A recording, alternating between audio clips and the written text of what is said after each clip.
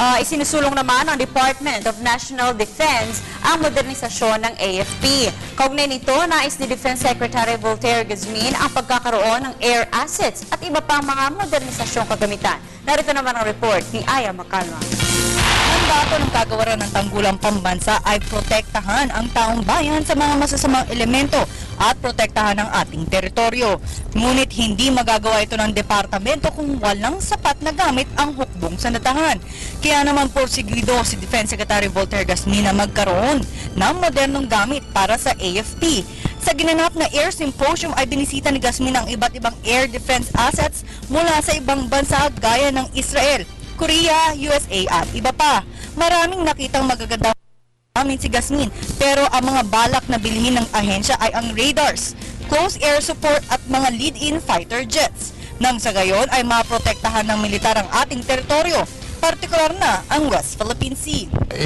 Interesado tayo sa radars at saka sa close air support aircraft at saka yung lead-in jets. A lot. How much is a lot, sir? Billion yan, billion. When you talk of air assets, it costs about nasa billions of pesos. So we have to beef up the equipment so that they will be able to pursue the mission.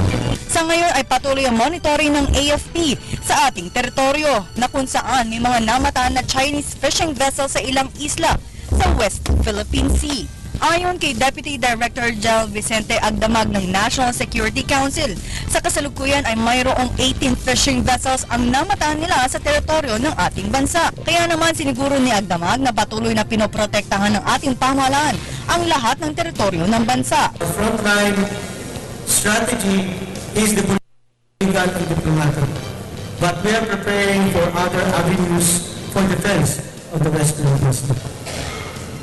The information, a more aggressive information system, reducing our economic vulnerabilities, and upgrading the capability of the armed forces in the Philippines, especially the Philippine Air Force and the Philippine Navy. So rest assured, ladies and gentlemen, that we in the National Security Council is doing our best, putting up a strategy against a big brother, trying to get our territories as part of their national corridors. Para sa Telebisyon ng Bayan, Aya Macalma.